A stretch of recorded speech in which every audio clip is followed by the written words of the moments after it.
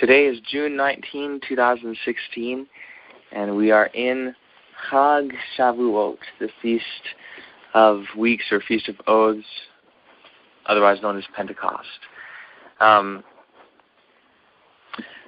So yes, the pamphlet that we're looking at is pamphlet number 7 from the Ellen White pamphlets. It's called An Appeal to Our Churches in Behalf of Home Missionary Work.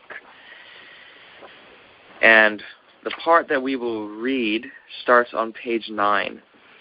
Just to briefly recap, in this pamphlet, Ellen White is talking about the duty of the church, and specifically the individual members of the church, to act a part in sharing the gospel, how we need to let our light shine. She addresses how this is something that has been neglected, that we haven't done it because we've been dead in trespasses and sins, and she gives evidences of that, and she emphasizes, I should say, the importance of each individual taking up the work.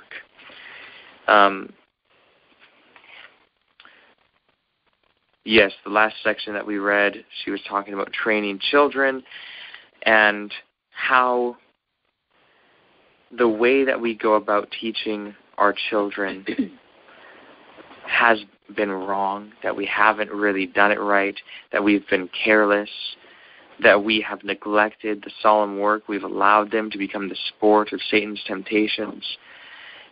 And then she talks about how that can indeed change if only we take a hold of the right principles. So this next section, again, it's starting on page 9, and the title is, "It is the duty of the ministers to instruct the churches in practical missionary work." So bless us, Heavenly Family, as we read this. Help us to understand the principles and to be stirred within ourselves to go forward and do the work that you've called us to do. So this is how it starts. Watchmen, what of the night? Are the watchmen to whom comes this cry able to give the trumpet a certain sound? Are the shepherds faithfully caring for the flock as those who must give an account? Are the ministers of God watching for souls, realizing that those under their care are the purchase of the blood of Christ? A great work is to be done in the world, and what efforts are we putting forth that it may be accomplished? The people have listened to too much sermonizing, but have they been instructed as to how to labor for those for whom Christ died? Has there been a line of work devised and laid out before the people in such a way that each one saw the necessity of taking part in the work? It is evident that all the sermons that have been preached have not brought up this kind of labor, and the churches are withering up because they have failed to use their talents in diffusing the light of truth to others. Careful instruction should be given that will be as lessons from the Master, that all may put their light to practical use in benefiting others. Those who have the oversight of the churches should select members who have ability and place them under responsibilities, at the same time giving them instruction as to how they may best serve and bless others. Now this is getting to the core of why our Heavenly Family put it on me to go through this testimony with everyone. Because I have a personal responsibility to all of you to awaken within each one here a realization of how important it is to take part in the work. And the truth is that I have a responsibility to do everything possible to help everyone here to take part in the work. And, I don't know what everyone's talents are. Some of you, even some of you who I feel like I know pretty well, I've never met in person. And there's a lot about each other that we don't know. So we need to learn to recognize our own talents and put them to use as much as we can. And I need to know what people's talents are too, and I want to be able to help people to improve their talents.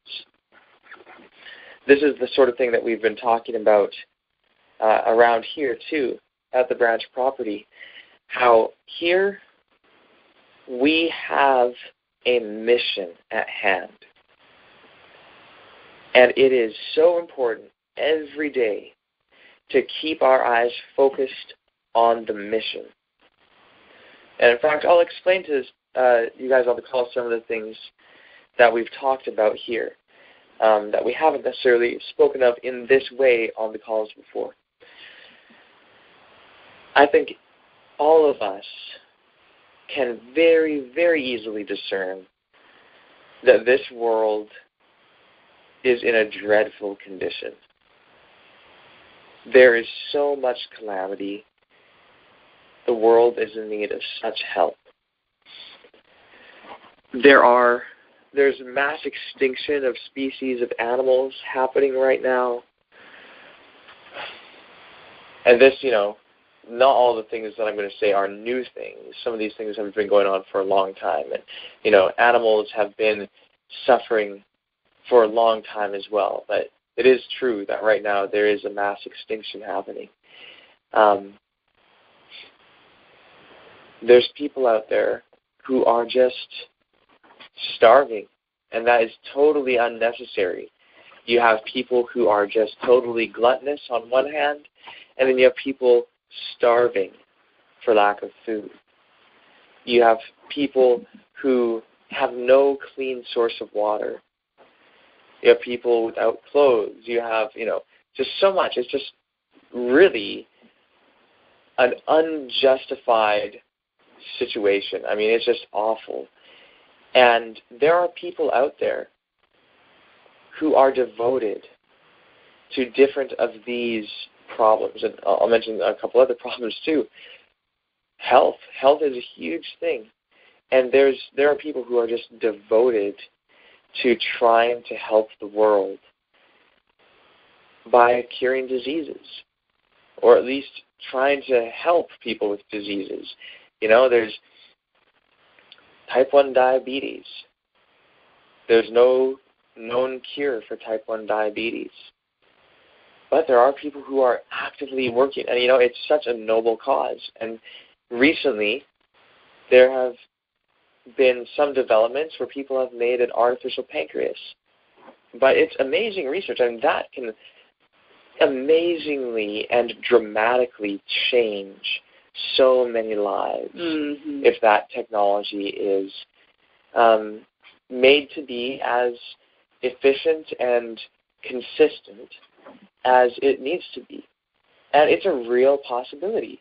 It's basically there, It's going to happen. Yeah, it's going to happen. And, I mean, you see this, there are already so many things. Like, there's many people walking around today with hearts pumping, that if it wasn't for modern technology, their hearts would not be pumping. There's people who have parts of their brains that have been replaced by computers and can function normally, without which technology they would not be able to function normally. There's so many things. And so there's people developing these technologies for the betterment of humanity, and it is such a noble cause. There are people making headway with these things, and it's just incredible. There are people who have devoted their lives to try and preserve a specific species that is just about to pass out of existence. And that is such a noble cause. We have been placed on this earth to care for the animals. I mean, that's one of the main things, care for the other animals. Have dominion, help them all. This is a main thing. And there are people who are devoted to this, who spend their lives on this. There are people who devote their lives to cancer research, to genetics, to trying to prevent, trying to find ways to stop humans from ruining our environment. These are seriously noble causes. There are people out there devoted to finding ways to end hunger, trying to find ways to give every human on the planet a safe source of water. These are hugely important things. These are such noble missions that it puts to shame every life that is spent seeking ease, seeking self-pleasure, seeking fame and glory and all these things. It just puts it to shame. Now here's the thing. Unfortunately, people can devote their lives to ending world hunger, and there will always be hunger so long as there is selfishness. People can devote their lives to saving species, but species will always die so long as there is selfishness. People can spend their lives trying to save forests, save the climate, save the environment. So long as there is greed, our environment will be destroyed. People try to solve these major problems, and again, it is noble the way that people are going and trying to address these things. But the fact is that if we don't address the root cause of all these things, we will never be able to totally stop the multitude of crises which we face. We will never be able to stop it. It's like trying to stop a boat from sinking without stopping or without fixing the holes in the boat. Just taking the water and dumping it off the side. You can keep the boat floating for longer, but it's going to sink. So here's the thing. The mission which our Heavenly Family has given us as branches is to bring the solution for immorality to the world. The gospel is the means and the only means of bringing an end to selfishness. It is the only way to restore love within the minds of all people. If all accept the gospel, that's it. That stops the cause of all these terrible things that are happening, and all of it will be fixed. Really, the gospel is the solution. Amen. That's it. So here's the thing. As noble as it is to save species and to stop world hunger and to find cures for diseases, and as important as it is that people are actively in the present seeking to do this, how much more noble is it to devote our lives to accomplishing the mission that our Heavenly Family has given us? They have given us this mission for a reason. It can be accomplished. They wouldn't give us the mission if it's just a lost cause. No. Our Heavenly Family has not given up on this world, and they've not given up on us. So we shouldn't give up on the world, and we should not give up on ourselves or each other. We need to have our mission constantly before us. We need to remember that this is a war. As a species, we were birthed into a war. This war has been going on our entire existence. And we are the means by which our heavenly family plans to bring this war to an end, once and for all. The mission that we have is absolutely essential. The mission that we have is of the utmost importance. There is nothing that surpasses the mission that we have in importance. Wow. So let us devote our lives. Let us see, hey, this world needs saving. Don't sit in Satan's easy chair of do little, as Victor Hoff said. No. If you find yourself wasting time, if you find yourself sitting around entertaining yourself, let that be a wake-up call to you. To say, man, look at me. I'm sitting here with the greatest mission that anyone could possibly ever have right before me. And I'm entertaining myself? How sad is that? How sad is that? And you know what? I'll speak according to the flesh for a moment, as Paul would say. How boring a life is that? To just entertain ourselves when we have the greatest mission, the greatest adventure, the greatest task that any human could ever hope for right before us. Even according to the flesh, it does not make sense to do nothing. In the flesh, people want adventure. People want to do something meaningful. Why do people watch movies? Why do people watch adventure movies? Because there's something to adventure that is important. It keeps people alive. Otherwise, people just fade into nothingness. So that's according to the flesh. That's just to say that anyone should be able to recognize that keeping back from doing this mission is just foolish. It doesn't make sense even from a selfish point of view. But we're called to something higher. We're called to view this from the viewpoint of our heavenly family, in spirit and in truth. We're called to behold the dying world, to see the great need, and to allow our hearts to be stirred, to arouse us into action. We must act. If we sit idly in indifference,